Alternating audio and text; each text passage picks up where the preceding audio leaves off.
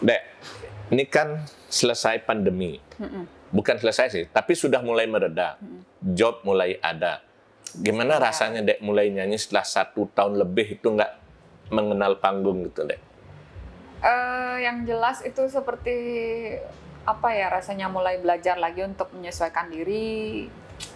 Grogi sudah pasti, kayak awal-awal mau gimana, mau manggung kayak gitu ya, mengingat-ingat lirik lagu, karena kan selama Tapi nggak sampai lupa kan? Lupa lirik lagu? Lupa. Pernah mengalami lupa lirik, tapi ya setengkara dibantu fans, ya jadi semuanya tidak terlalu kelihatan banget gitu. Ya namanya juga Ibaratnya memanaskan lagi, itu susah ya kayak jadinya. mesin yang diam lama itu jadi harus dipanasin mungkin 15-20 menit baru bisa panas lagi, enjoy lagi gitu. Karena kan selama pandemi ini kita merasa nyaman, diam gitu kan, nggak ngapa-ngapain, jadi sudah di zona nyamannya. Tapi sebetulnya kan nggak diam sama sekali, buktinya kan tetap nyanyi juga, rekaman juga kan? Iya sih, tapi kalau untuk suasana manggung itu kan beda sama rekaman gitu. Jadi ya mulai belajar lagi, mulai mengingat-ingat lagi bagaimana masa dari panggung ke panggung, merasakan bagaimana rasanya jadwal yang padat untuk show. Itu penonton merasakan nggak perubahan itu, artinya kok sekarang begini ya tampilnya karena berbeda itu? Enggak sih. Tapi mereka sangat mengerti sekali karena selama pandemi ini kita juga jarang tampil seperti itu. Cuman ya masih enjoy sih mereka. Lebih enak mana sebenarnya, Dek, kalau dibilang nyanyi di panggung? Apalagi kan orang mengatakan sekarang ini kan ya karena kondisi masih adaptasi penyesuaian. Betul. Ya mungkin duitnya nggak segede yang dulu gitu, Dek. Dibandingkan misalnya dengan bikin konten yang orang bilang cuannya lebih gede sekarang ini, gimana, Dek? Kalau saya sih lebih enak nyanyi live ya. Karena kan di situ kita merasakan kepuasan tersendiri, bertemu dengan fans, bertemu dengan penikmat musik kita secara langsung, melihat bagaimana ekspresi mereka, mereka bahagia, mereka happy ketemu kita, kemudian bisa nyanyi bareng. Di situ kita merasakan kebahagiaan yang luar biasa. Kalau menurut saya sih. Artinya tidak bisa hanya diukur dari segi uang ya, berapa dapatnya gitu ya. Iya. Tapi kalau dihitung setelah mulai ada kelonggaran PPKM ini, boleh menyanyi itu, panggung terbesar untuk saat ini itu berapa orang, Dek, ditonton berapa orang? Karena kan masih relatif terbatas. Masih di angka ratusan sih. Masih ada angka ratusan ya. Berarti kangen nyanyi di lapangan lagi dong? Kangen banget ngelihat stage raging besar, sound besar kanan kiri, lighting itu luar biasa, kangen banget saya. Kalau Dek Uli manggung seperti sekarang ini, orang lebih ingatnya lagu Dek Uli yang terbaru belakangan atau lagu yang lama-lama juga orang masih ingat? Ini dia, saya juga heran ya, karena kan lagu baru banyak, yang hits, yang terbaru juga ada. Ya gitu. itulah 3 tahun terakhir kan cukup banyak keluar lagu baru juga. Betul. Cuman mereka lebih sering request lagu yang lama malah, kayak yang model lagu Tresna Kanti Pawa, Bangku Ngapakula, Satya, betul, itu wajib sudah pasti. Yang sekarang lagi booming di TikTok lagu lama kayak Pelih Pejalan yang seperti gitu-gitu. Saya malah merasa nunggu-nunggu nggak orang, kapan sih orang minta lagu Butuh Proses gitu ya? Betul.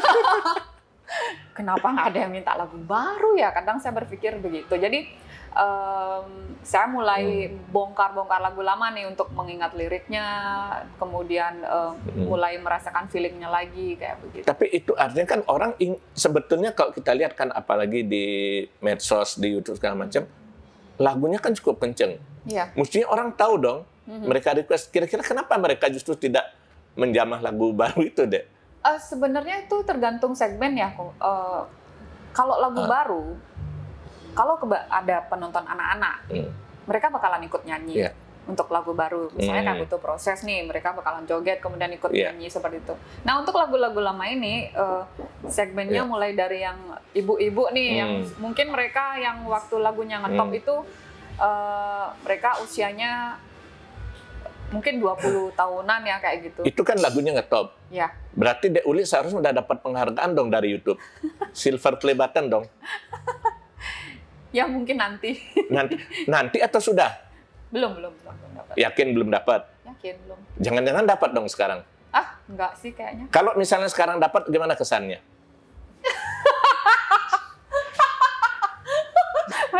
Silakan deh.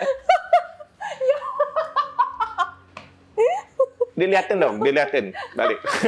Boleh dibuka, diperlihatkan. Kena aku ini. Ya ampun. Ini yang ditunggu-tunggu nggak, Dek? Wah, sebenarnya saya... Wah, Wani. Tarik nafas dulu. Tarik nafas, Ya. yes. Boleh dibuka sambil diperlihatkan Wah. kepada penonton kayak kita. Ini kayaknya susah banget buat unboxing nih, karena tetangga sebelah kemarin susah unboxing saya lihat. Nggak susah, nggak. Wandi bilang,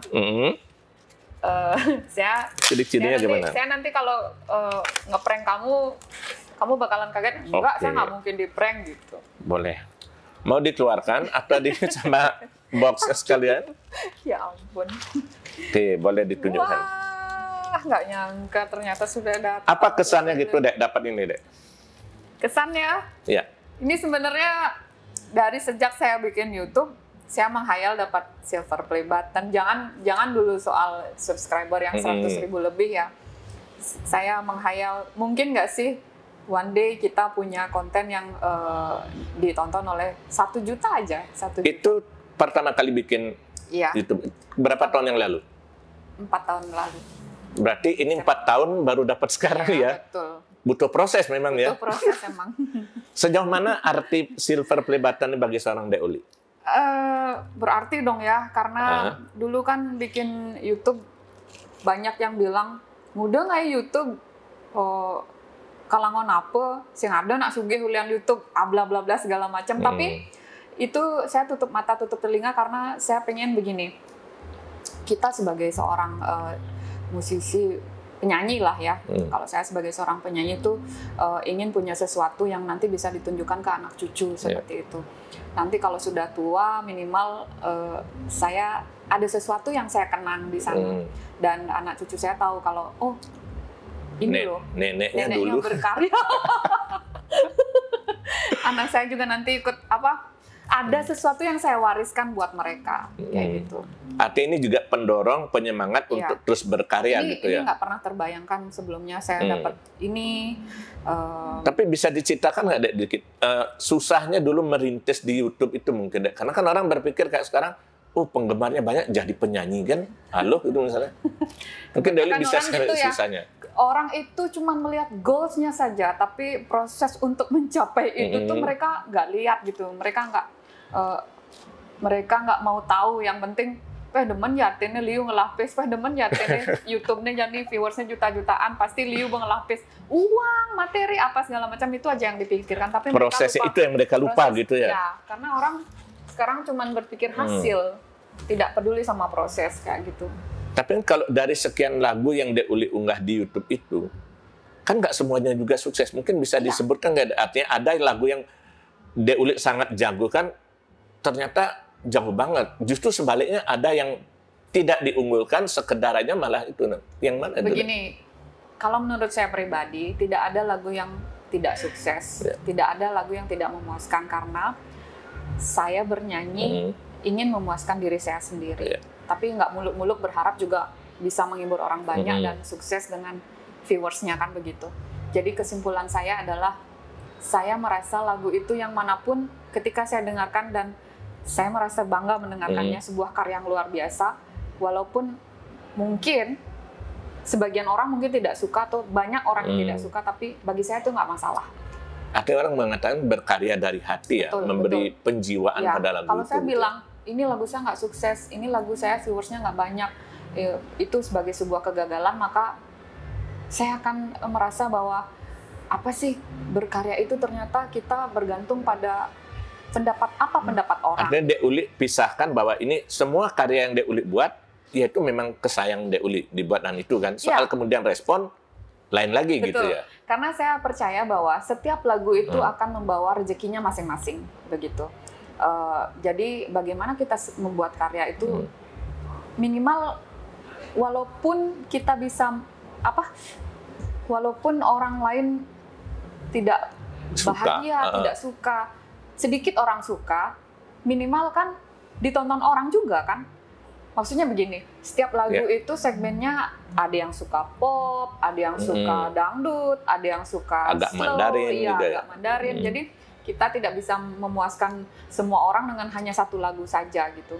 Nah, itu kembali ke hoki dari lagu itu sendiri. Dek Uli pernah perhatikan nggak dari sekian lagu itu, kan ada orang yang bikin konten penyanyi, yang dia lihat itu bukan hanya jumlah viewernya, tapi dia lihat ada yang beri tanda ini nggak? Ada berapa orang aja yang beri tanda gini, mereka udah langsung kecewa banget. Dek Uli ngerasakan nggak? Kok ada yang dislike ya? Kenapa ya gitu? Kalau saya sih nggak masalah. Itu kan mereka yang punya masalah. Saya sendiri nggak punya masalah. Mereka yang punya masalah. Iya, mereka yang sendiri yang punya masalah dengan hati mereka, dengan tapi buktinya mereka kan nonton dengan memberikan dislike itu berarti mereka kan nonton. Oh, gua nggak suka, wajar. Karena apapun yang kita buat akan ada yang suka, akan ada yang tidak suka. Tergantung kita lihat jumlahnya. Kalau yang suka ribuan orang, terus yang dislike masih hanya ya hitungan puluh, ya ratusan lah, di bawah 1000 kayak gitu. Buat apa kamu kecewa? Tapi ada yang pernah sampai di atas 1000 yang dislike?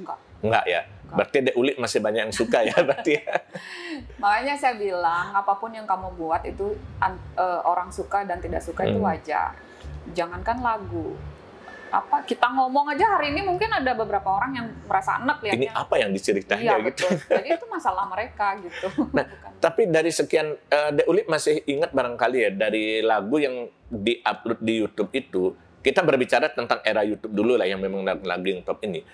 Lagu mana yang paling pertama mencapai sukses luar biasa gitu menurut Dek Uli? Masih ingat nggak? Butuh proses. Dari sekian lagu itu? Paling pertama. Artinya kan mulai dari 4 tahun yang lalu meritis di YouTube, yang berhasil booming, yang mencapai di atas 1 juta viewer lah gitu misalnya. Yang mana? Yang pada pertama? Iya, butuh proses. Yang 1 bulan itu 1 juta viewers lebih. Butuh proses, berarti 3 tahun lebih menunggu untuk itu. Yang lain ada yang di atas 1 juta, tapi waktunya ramai rentangnya. Ya, rentang waktu untuk capai 1 juta itu ada yang 3 bulan, baru 1 juta viewers. Tapi yang kembali kan mungkin waktu itu subscribernya masih kecil, masih banyak yang belum tahu. Terus kemudian zaman YouTube juga belum se-booming sekarang. Orang-orang masih sibuk kerja karena kemarin itu kan pandemi, orang-orang ada pengaruhnya nggak menurut Dewi pandemi itu? Karena orang nggak ada hiburan akhirnya beralih. Saya pikir ada, karena apa? Lagu kita zaman dulu itu booming juga. Buktinya sampai sekarang orang masih request beda uling bangli dong gitu, kayak gitu misalnya. Kudiang Jani gitu misalnya. Bahkan lagu Soma Hebebotoh itu juga orang masih minta ya. Masih. Walaupun viewersnya di YouTube nggak jutaan juga kayak gitu. Malah justru yang booming yang dulu itu nggak sampai jutaan ya. Iya, tapi masih melekat. Berarti karena segmennya memang berbeda ya barangkali ya. Kemudian zamannya dulu orang suka lagu itu kan YouTube belum se-booming sekarang.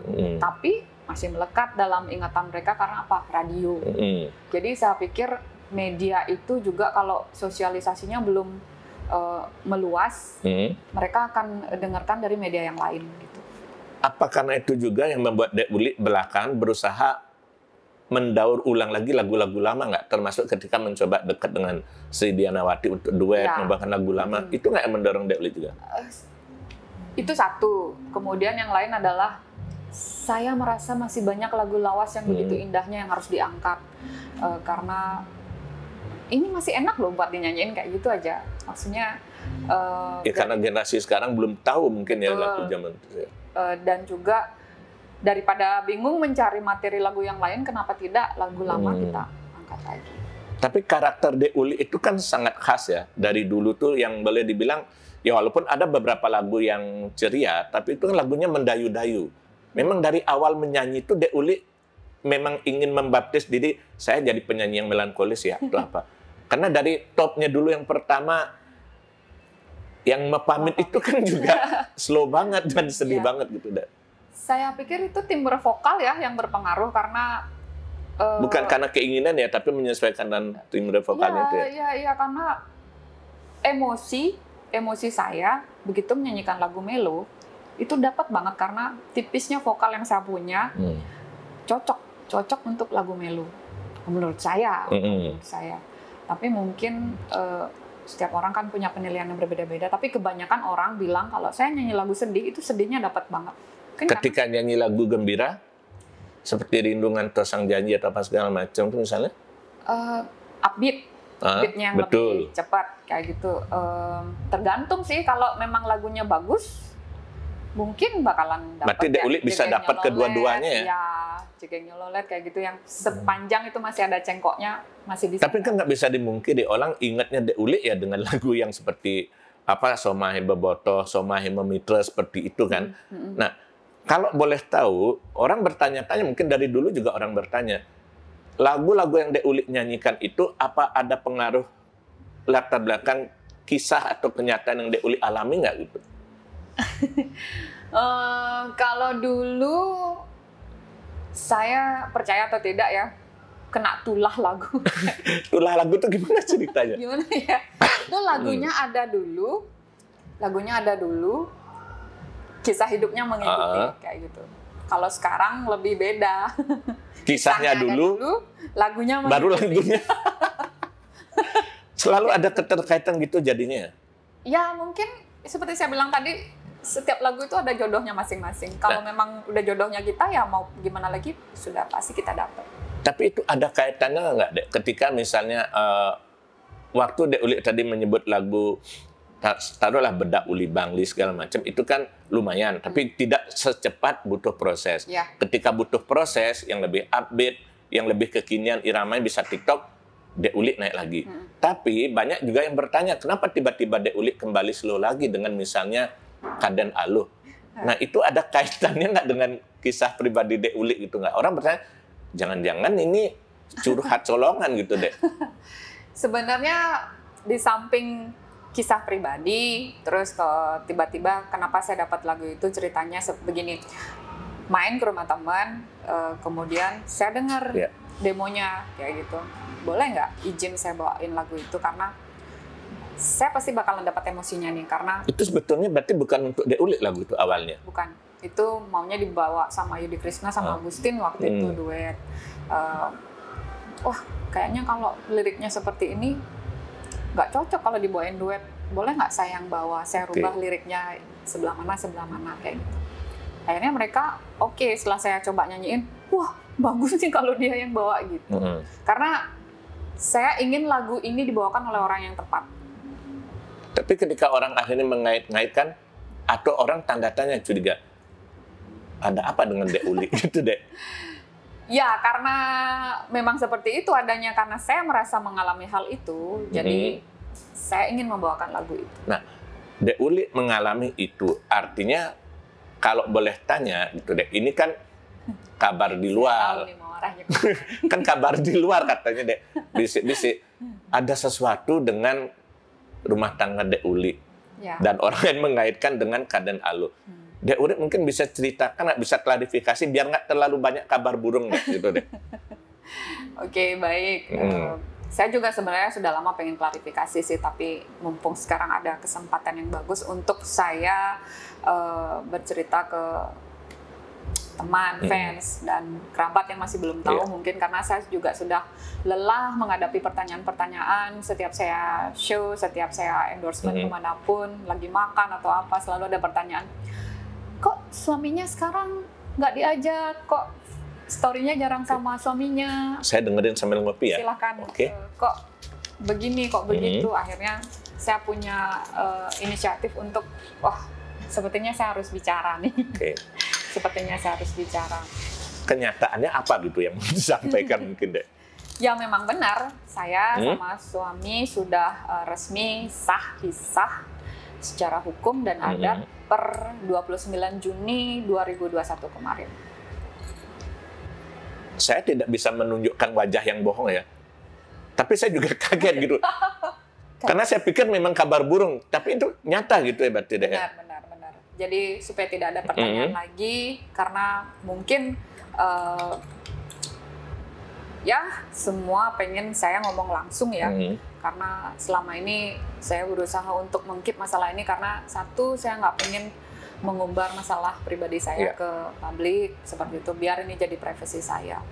Tapi setelah saya pikir-pikir, orang-orang juga perlu tahu kebenarannya seperti apa. Kebenaran dalam artian benar atau enggak kabar itu ya, bukan kebenaran yang lain. Karena di sini saya tidak ingin memperpanjang masalah ini terus, maka saya tegaskan di sini memang benar saya telah berpisah, sah secara hukum dan adat per 29 Juni 2021. Itu ada kaitannya nggak dengan barangkali kesibukan Dek Uli sebagai penyanyi atau apa yang menyebabkan ada sesuatu lah gitu Dek sebagai penyebabnya, pemicunya?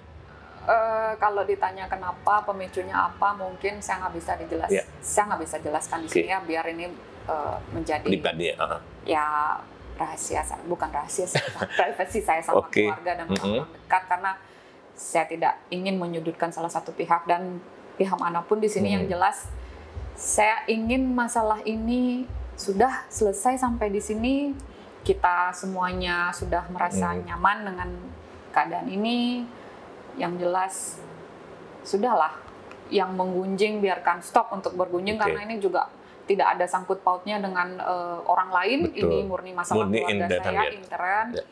Jangan jadi provokator, jangan jadi biar nggak setelah ini justru dibumbu-bumbuin ya. Ya, ada yang menambahkan cara Bali ada nih cotek sambungin layur tuh, ada nih nambahin, ada nih nguangin, jadi sudahlah singkal ngerenang bahas. Tapi kan sekarang gini Dek juga, mungkin kalau ini mungkin Dek perlu jelaskan juga atau klarifikasi biar nggak orang berpikir oh jangan-jangan karena kebetulan setelah tidak menjadi anggota dewan lagi bagi ibaratnya orang udah gini ditinggal, karena itu gimana Dek artinya bahwa orang kan bisa aja berpikir ke sana tahu ya. Aja sebelum mantan suami jadi pejabat juga saya udah nikah. Kan dia belum menjabat, saya udah nikah. Kita berangkat sama-sama dari satu panggung ke panggung yang lain. Ya sudahlah, itu kan pendapat orang yang mereka. Jadi seperti omongan saya tadi, apapun yang dikatakan orang tentang saya silahkan. Itu adalah cara sudut pandang mereka untuk menilai saya. Artinya problem itu muncul bukan karena setelah misalnya menjabat udah selesai, bukan ya? Oke. Biasalah kalau dalam rumah tangga itu pasti akan ada masalah, ada bumbu-bumbu di dalamnya Kak. Dan yang penting saya sudah berusaha mencoba untuk memperbaiki, tapi nyatanya ini yang terbaik ya. Mau gimana lagi? Tapi kalau jujur bagi Dek Uli sendiri, berat nggak bagi Dek Uli untuk ketika memutuskan ya udah ini kita harus akhiri? Sangat, kalau saya boleh tulis kata sangat 1000 kali mungkin saya akan bilang sangat berat. Karena apa? Ini bukan kegagalan saya yang untuk pertama kalinya. Ini sudah 2 kali saya gagal. Betul.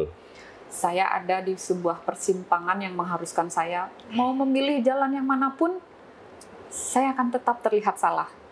Tetap terlihat seorang public figure yang tidak bisa menjaga kehidupan rumah tangganya dengan baik karena sudah sampai 2 kali gagal. Cuman saya berpikir begini, saya harus tetap life must go on, hidup harus jalan terus. Bagaimana caranya saya hidup dengan mental yang sehat, dengan pikiran yang baik, tidak dalam keadaan yang terbebani oleh masalah yang begitu membebani saya, yang memaksa saya untuk berpura-pura baik-baik saja. Jadi saya putuskan untuk... Artinya nggak perlu ada sandiwara atau drama di publik itu juga ya? Daripada saya harus berpura-pura menjadi orang yang baik-baik saja, lebih baik saya mengambil sebuah keputusan yang membuat saya nyaman dulu. Karena apapun pendapat orang lain tentang saya, itu adalah pendapat mereka, sudut pandang mereka. Kayak tadi ya, kalau ada yang bermasalah, ya masalah mereka, bukan saya. Jadi kenapa saya harus memikirkan orang lain, sedangkan diri saya sendiri sangat beban dalam menjalaninya. Karena ini masalah beban hidup saya sendiri, bukan tentang bagaimana pendapat mereka. Karena saya pikir perbaikan karakter diri adalah dari diri kita sendiri, bukan tentang pendapat orang lain tentang kita. Nah, kalau dilihatnya kan sudah kebetulan 2 kali udah pengalaman itu, Dek. Jika misalnya ada orang bertanya, apakah itu membuat, ya walaupun mungkin masih jauh ya, kan baru terjadi, apakah itu membuat Dek Uli menjadi, akhirnya orang mengatakan, udahlah cukuplah, kapok misalnya, atau masih ada keinginan untuk mencoba lagi gitu, Dek, membina rumah tangga yang baru lagi? Wah, saya nggak bisa jawab itu. Belum terbayang ke sana ya? Belum. Karena begini, ini aja saya masih, ini benar nggak ya? Ini benar saya sudah jadi single parent. Artinya masih beradaptasi ya? Iya, beradaptasi dengan keadaan, beradaptasi dengan keputusan yang saya ambil. Jujur, sekarang saya merasa saya mempersempit pergaulan karena ketidakpercayaan saya terhadap seorang pasangan berpengaruh kepada ketidakpercayaan saya terhadap orang-orang di sekitar saya. Jadi kebanyakan mungkin orang, ada sing tan bareng ya nah, ada sing tan ngumpul ya nah. Karena saya merasa, ini benar nggak sih orangnya? Ini bisa dipercaya nggak sih? Ada dalam. Termasuk untuk menghindari omongan yang nggak benar itu juga nantinya ya? Betul, karena saya diakui atau tidak merasa bahwa saya benar-benar harus berpikir, menenangkan diri, memperbaiki diri. Apa sih yang harus saya perbaiki gitu? Nyambung yang Dek Uli bilang sebelumnya, ini ada hubungannya dengan tulah lagu tuh nggak, Dek? Kan tadi saya bilang, ini hidupnya dulu, baru ketemu lagunya. Kalau yang dulu, lagu dulu, kehidupannya mengikuti. Berarti ada kemungkinan akan ada lagu yang terinspirasi dari sana dong? Saya sebenarnya males nyanyi lagu yang sedih-sedih begitu. Makanya kalau bisa sih jangan ketemu lagu yang sedih lagi ya. Oke. Harus happy sekarang ya, semangat gitu kan. Semangat. Karena begini, ngomong sekarang ini pun tentang benar atau enggaknya saya sudah berpisah, saya berpikir 2 kali. Apakah kita tidak mencari sensasi dengan masalah pribadi, nanti diomongin orang kah segala macam, tapi ketika saya pikir-pikir, wah, saya harus ngomong. Karena orang-orang juga perlu informasi yang benar dan tidak bilang katanya. Biar dapat dari sumbernya langsung kan gitu ya. Biar mereka berhenti untuk bilang katanya begini, katanya begitu, katanya begini begitu. Ya sekarang kan sudah saya ngomong sudah langsung, clear, jadi sudah clear. Nanti kalau ketemu, kadang kan orang-orang pura-pura nggak tahu nih. Suaminya mana? Padahal dia dalam hati udah tahu. Atau jangan-jangan nanya lagi, seken tuh deh. Gitu. Sekarang kan sudah ada resmi yang saya sudah buat pernyataan resmi, mungkin besok-besok kalau ketemu semangat gitu aja saya udah terima kasih banyak. Oke. Kalau gitu kita beri semangat deh. Semangat deh ya. Semangat ya. Gitu. Nah, di luar lagu Dek, apa planning Dek Uli ke depan ini? Karena kan kalau saya lihat Dek Uli bukan hanya nyanyi aja dulu, buka usaha pernah jalan kan, cuma nggak tahu mungkin bisa pernah usaha hip entertainment pernah, terus kemudian mencoba jadi wakil rakyat juga pernah. Itu gimana Dek? Makanya saya bilang mungkin saya lebih menunggu apa sih yang bakalan terjadi ke depan, karena itu kan tergantung peluang kesempatan yang datang kepada kita kan gitu. Saya nggak berani muluk-muluk saya pengen begini tapi ya bercita-cita sih it's okay boleh kan, cuman itu kan kembali ke peluang dan kesempatan yang datang sama kita. Kita tidak bisa berencana, nanti itu Tuhan yang akan memberikan jalannya. Makanya saya bilang udahlah, apa takdir Tuhan itu aja yang dijalani. Jadi pengusaha masih tetap kepingin? Pengen sih. Siapa sih yang nggak pengen jadi pengusaha, tapi ya menyesuaikan diri lah dengan pengusaha, kan perlu modal yang besar juga, relasi juga. Ya mudah-mudahan ke depan. Dan tidak bisa sambilan kan itu kan? Ditunjukkan jalannya. Kalau jadi wakil rakyat gimana? Kan mumpung tinggal 3 tahun lagi 2004 Dek, gimana? Tidak. Kenapa? Bukan passion saya. Kemarin ketika sempat mencoba itu gegar apa kalau boleh tahu Dek? Katanya bukan fashion. Itu kan apa ya? Ya namanya saya punya suami seorang dulu, suami saya sebagai seorang wakil rakyat, jadi dunianya tidak jauh-jauh dari situ. Dan mungkin keinginan untuk mencoba, karena kemarin juga saya terjun langsung, siapa tahu dapat kesempatan yang sama kan seperti itu. Setelah saya coba terjun langsung, ternyata wah ini bukan passion saya. Artinya dulu berusaha untuk mengimbangi ya kegiatan beradaptasi. Tapi ternyata kayaknya nggak cocok gitu. Kalau boleh tahu hal apanya membuat Dek Uli ngerasa bahwa lebih enak jadi penyanyi ya daripada jadi wakil rakyat ya misalnya? Yaitu beban. Dalam hal? Semuanya. Emosi, kemudian saling sikut gitu mungkin juga. Wah serem ya. Tapi mungkin bagi mereka yang memang passionnya mungkin nggak merasa itu seram, nggak merasa itu saya maunya bilang kotor. Nggak apa-apa. Keras. Oke, keras gitu. ya. Ya semua orang tahu lah bagaimana. Tapi kan karena itu Dek Uli sempat semangat untuk melanjutkan kuliah gitu Dek. Gimana ceritanya? Karena itu jauh-jauh dari dunia entertain. Kalau Fakultas Ilmu Komunikasi itu kan mata kuliahnya di situ ada broadcasting, ada jurnalis, ada bagaimana cara kita berbicara berhadapan dengan orang banyak. Ya, seperti itu. Ya nggak jauh-jauh lah dari dunia entertain kan. Artinya tidak harus berpikir ketika itu bahwa saya tamat kuliah untuk mendukung cita-cita jadi wakil rakyat, nggak harus begitu ya. Kan pasti saya memilih hukum atau ini kan, sospol mungkin kan. Kalau saya memang mau mengarah ke situ aja. Tapi Dek Uli bisa ceritakan nggak dulu gimana pas ketika mungkin sekitar 5-6 tahun yang lalu itu ya, kuliah itu ya. Dek Uli sedang ngetop-ngetopnya juga. Gimana ceritanya bisa sambil kuliah sambil nyanyi itu, Dek? Agak keteteran juga itu. Pernah nih di satu mata kuliah, saya lupa mata kuliahnya apa. Tuh kebetulan saya dapat kontrak show waktu itu yang berapa kali tur ya? Sekitar hampir 10 kali tur itu selalu hari Sabtu. Ketemu dengan dosen itu terus yang hari Sabtu. Sampai saya dikasih peringatan. Kamu kapan nih ada di mata kuliah saya? Kamu nggak pernah nongol. Kalau sampai lebih dari 3 kali nggak hadir, udah dipastikan nilainya E ya? C dulu dia bilang. Masih mending C itu udah lulus loh. C. Kalau sampai lewat dari itu juga kamu nggak ada muncul, komunikasi sama saya, udah dipastikan kamu dapat D atau E. Wah, takut juga saya nih. Ya terpaksa. Artinya berat juga ngatur waktu itu ya, antara kuliah luar dengan biasa. itu ya. Akhirnya saya sempat-sempatin juga karena waktu itu lokasinya kebetulan ada di dekat Denpasar. Betul. Saya datang dengan makeup lengkap. Udah persiapan berarti habis kuliah Ya, tapi nyanyi. dengan baju kuliah. Habis itu, Pak, saya udah hadir ya sekarang. Saya izin mau show. Hanya setor muka aja gitu. Ya, beberapa menit lah untuk ikut ini. Itu pernah punya pengalaman yang lucu nggak atau barangkali berunik Dek, berkaitan dengan tiba-tiba Dek Uli lupa ada jadwal kuliah dengan jadwal manggung itu, mungkin manggung dengan pakaian kuliah atau kuliah dengan pakaian manggung atau gimana? Kalau lupa jadwal sih nggak selama ini sih nggak pernah, tapi ya artinya begini, kalau dipikir saya public figure aluh ya, bukan ketemu aja dosen pasti aluh nilai nggak juga.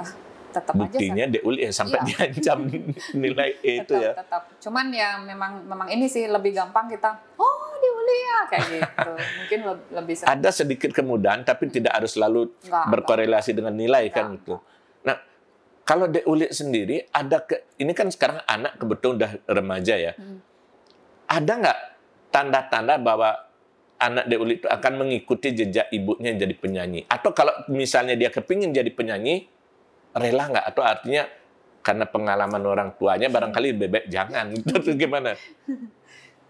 Kalau saya sih anak ada yang paling kecil Kayla, terus kalau yang besar mungkin dia di masa masih bingung antara dia mau jadi apa ya. Tapi kalau untuk melarang sih kayaknya enggak, karena saya merasakan sendiri bagaimana saya dilarang oleh orang tua dulu untuk tidak bermusik, bernyanyi kayak gitu. Saya tahu rasanya gimana gitu, tapi ya zaman sekarang kan udah beda ya, nggak kayak dulu yang fasilitasnya nggak ada, kemudian yang mendukung juga nggak ada, tapi kita udah berani untuk melawan itu gitu. Nah, daripada dia nanti keluarnya diam-diam tanpa sepengetahuan kita, kan mending ya udah silahkan didukung, kita support penuh. Ini enaknya karena dasarnya latar belakang pendidikannya komunikasi, jadi tahu persis bagaimana masalah itu bisa diselesaikan dengan komunikasi yang terbuka. Betul. Betul ya. Betul. Nah, sekarang kan banyak bermunculan penyanyi baru, Dek. Apalagi orang bisa jadi penyanyi secara instan dan teknologi. Dek Uli sebagai orang yang dari dulu disebut divanya lagu pop Bali kan gitu kan. Divanya lagu pop Bali, ya buktinya ini sih perlebatan. Itu gimana Dek Uli memposisikan diri ketika, atau pernah nggak ngerasa bahwa aduh jangan-jangan saya tersaingi, atau kira-kira berapa lama lagi ya saya bertahan di panggung ini gitu? Jujur ya, saya nggak pernah berpikir tentang persaingan, karena semua orang tuh bawa rezeki dan hobinya masing-masing. Sampai batas umur mana mereka bakalan mendapatkan masa jayanya, kemudian kreativitas mereka. Saya cuma berharap begini, mudah-mudahan dengan banyaknya muncul penyanyi sekarang, kualitas lagu Bali itu juga semakin lebih baik, kualitas penyanyinya juga. Dan satu harapan saya, semoga saya diberikan kesehatan dan umur panjang, pikiran yang sehat juga, supaya tetap saya kreatif. Karena salah satu hal yang membuat eksistensi kita bertahan adalah kreativitas. Artinya walaupun istilahnya di usia sekarang ini termasuk angkatan penyanyi senior, tidak pernah terbayang dalam pikiran Dek Uli itu umur sekian saya akan resign. Itu enggak ya? Enggak. Tetap semangat berkarya. Semangat berkarya. Sekarang aja saya udah lupa umur. Itu modelnya kan? Nggak usah ditanya berapa umurnya. sekarang saya sudah merasa apa sih umur nggak penting gitu. Yang penting kamu masih sehat, suaramu masih bisa kamu jaga, kreativitasnya juga masih, otak masih diberikan apa dek gaya Janina, ide-idenya. Kemudian ini udah ketemu lagu seperti ini, lagunya udah jadi, terus klipnya mau dibagaimanakan ya supaya orang tuh nggak bosan nontonnya kayak gitu. Jadi saya masih sangat bersyukur sekali sampai hari ini ya, bersyukur sekali karena diberikan kesehatan oleh Tuhan, kemudian masih bisa diberikan pikiran yang baik, kreativitas juga. Kalau soal kreativitas, ini yang pamungkasnya. Ya. Dek Uli kan hari ini merilis satu lagu baru. Ya. Nah, itu tiba-tiba kalau saya pikir, Dek Uli yang dulu melo, lagu-lagu sedih, joget lagi. Bisa sekarang goyang TikTok ya seperti anak ABG sekarang gitu. Itu gimana Dek Uli menyesuaikan diri ketika dari dulu awalnya lagu slow, kemudian lanjut seperti lagu Butuh Proses, dan yang terakhir, apa itu yang Sambal Lindung? Goyang Sambal Lindung. Itu seperti apa proses kreatifnya Dek mungkin?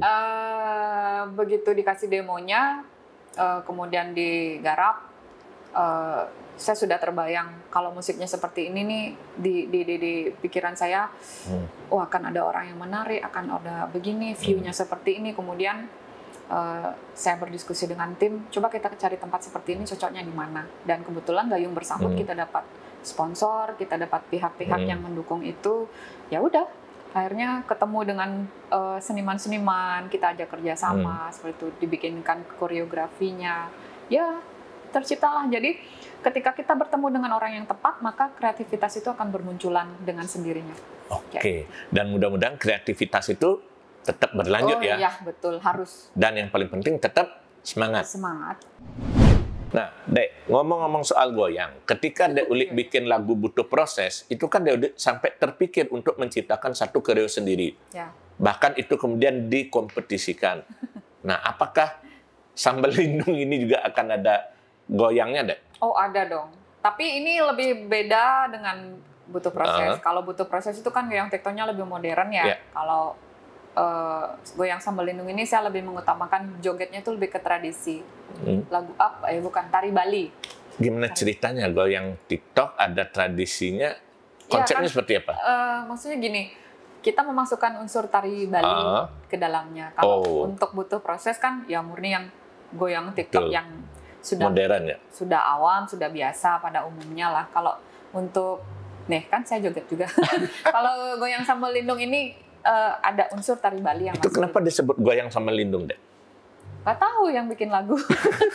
Mungkin mereka tahu kalau saya jualan Sambal Lindung jadi dibikinin. Oh, gitu. Pihak pencipta lagu. Berarti akan ada kompetisinya juga nanti? Ya, kita akan ngadain challenge untuk yang suka goyang, goyang TikTok mungkin. Kita akan ngadain challenge goyang Sambal Lindung, hadiahnya 250.000 untuk satu orang pemenang. Jadi totalnya untuk 4 pemenang. Mantap nanti. Kameramennya boleh ikut nggak nanti ya? Boleh, sekalian bawa kameranya.